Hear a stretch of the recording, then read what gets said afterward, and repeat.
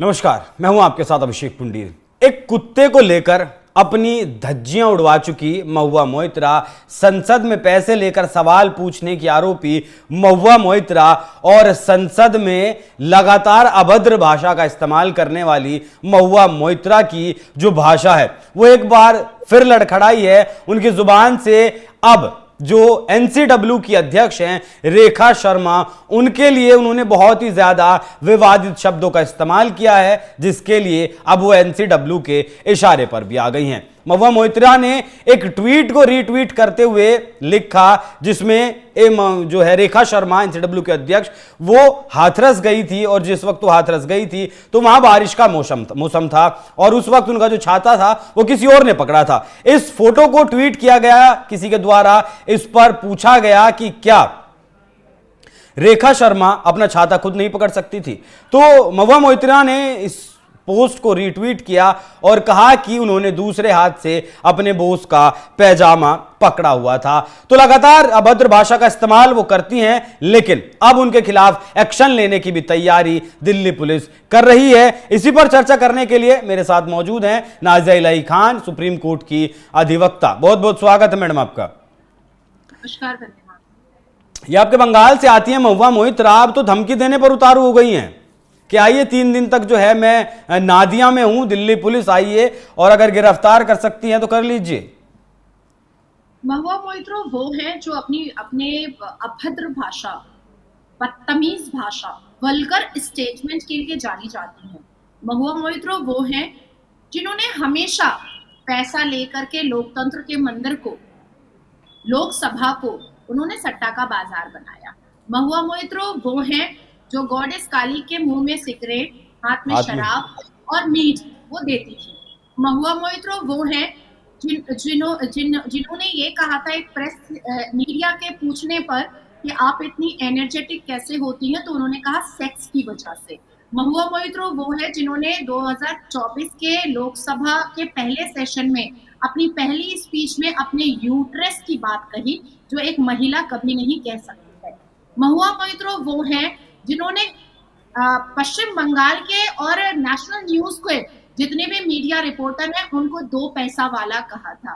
महुआ मोइत्रा वो है जो ये कहती है कि पश्चिम बंगाल की मीडिया उनके न्यूज को दिखा करके अपनी टीआरपी बढ़ाती है। महुआ मोइत्रा के बगल में आजकल एक शाइनी घोष बोल करके बैठती है जो काफी चर्चित भी है। इनकी जुबान भी बिल्कुल महुआ मोइत्रा जैसी ही है।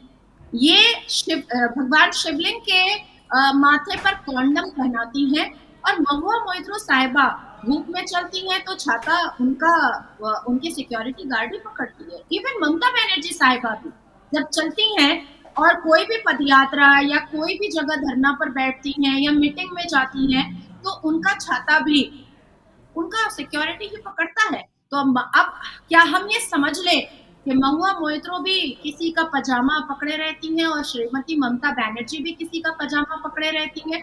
महुआ मोइत्रा और शाइनी घोष जैसी महिलाएं ये सोचती हैं कि अगर न्यूज में, डिजिटल मीडिया पर और प्रिंट मीडिया में अगर हमको उनको टीआरपी बटोरनी है तो अपनी जबान को इतना नीचे गिरा दो, इतना नीचे गिरा दो कि शायद एक इंसान और सभ्यता सोचने पर मजबूर हो जाए कि एक औरत ऐसी शब्दावली का इस्तेमाल भी कर सकती है।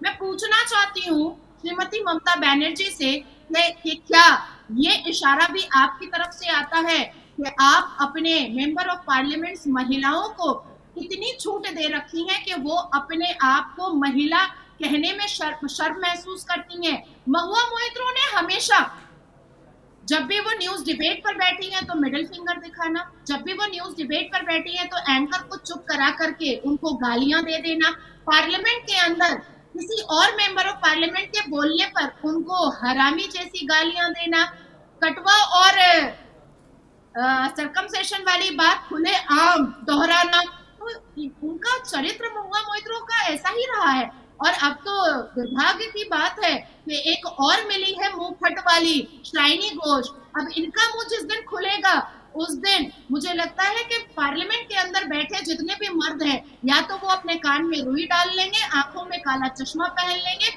और या तो फिर बैठ ही नहीं पाएंगे इन दोनों की जब शब्दावली सुनेंगे तब। ममता दीदी भी इन्हें नहीं रोकती हैं, ममता दीदी का ही सारा जो है इन्हें साथ मिला हुआ है। हाँ जी। अच्छा मुझे ये बताइए, जिस तरीके से इन्होंने खुला चैलेंज किया दिल्ली पुलिस को कि आप आइए और गिरफ्तार करके ले जाइए, वो क्या दिखाता है? कहीं मतलब ये इस तरीके की भाषा कोई गुंडा बदमाश या जो माफिया होते हैं वो इस तरीके की भाषा का इस्तेमाल करते हैं कि आइए तुम्हें, तेरे अंदर दम है तो मुझे जो है हाथ लगा कर दिखा? नहीं, पूरी स्ट्रैटेजी के साथ वो दिल्ली पुलिस को बंगाल बुला रही है, क्योंकि ये बात सर्वोच्च न्यायपालिका, दिल्ली हाई कोर्ट और सबको पता है, पूरे देश को पता है, इवन पूरी दुनिया को पता है कि एनआईए ऑफिसर आए, सीबीआई ऑफिसर आए, ईडी ऑफिसर आए या एनएसजी के ऑफिसर्स आए, यहाँ पर उनके ऊपर रेप के केसेस, फैब्रिकेट केसेस बनते हैं, सीबीआई ऑफिसर को लॉकअप कराया जाता है, एनआईए ऑफिसर को मर्डर करने की कोशिश की जाती है, या जो रिपोर्टर्स, नेशनल न्यूज के जो रिपोर्टर्स ग्राउंड पर जाते हैं कवर करने के लिए, उनके सर फाड़े जाते हैं।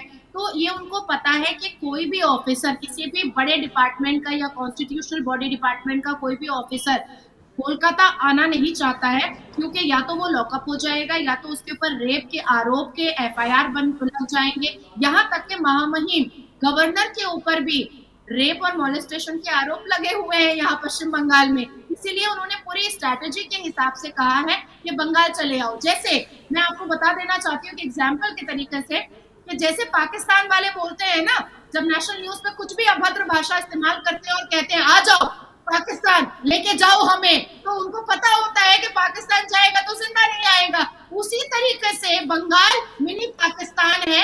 तो महुआ मोइत्रो दिल्ली पुलिस के ऑफिसर को ललकार रही है, अपना गुंडापन दिखा रही है कि आके दिखा दो।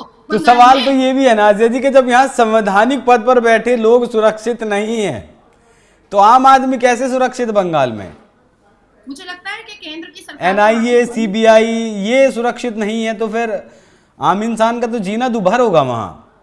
नहीं, तो मुझे तो ये भी जानना है कि सर्वोच्च न्यायपालिका जब मस्जिद की बात को सुनने के लिए पूरी रात जाग करके पिटीशन पढ़ सकता है, सुओ मोटो एक्शन ले सकता है, तो फिर ऐसे मतलब हॉरर इंसिडेंट पर सर्वोच्च न्यायपालिका सुओ मोटो एक्शन क्यों नहीं लेता है? होना चाहिए ना सुओ मोटो एक्शन।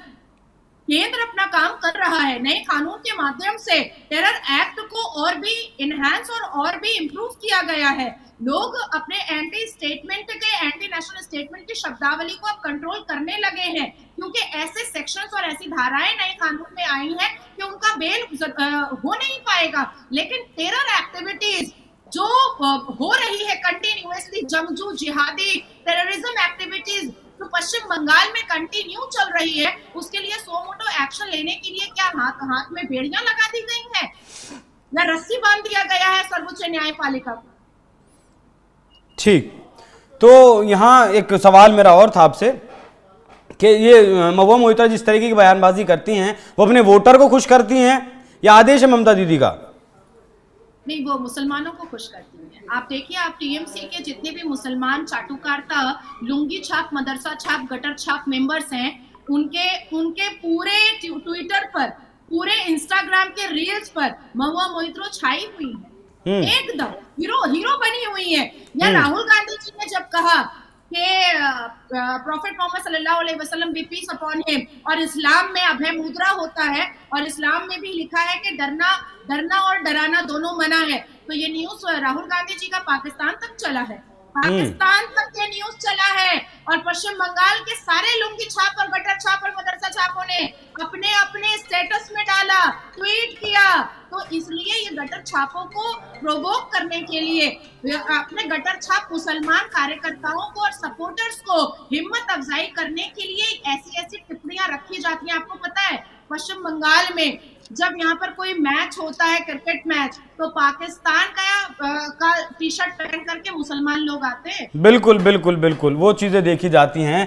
और बंगाल के जो हालात हैं, जिस तरीके से वहां के नेता इस तरीके की बयानबाजी कर रहे हैं, खुला चैलेंज कर रहे हैं संवैधानिक संस्थाओं को, सरकारी संस्थाओं को, एनसीडब्ल्यू के अध्यक्ष को इस तरीके का टिप्पणी करनी उनके ऊपर वाकई में बहुत बेहुदा थी, बहुत गलत थी।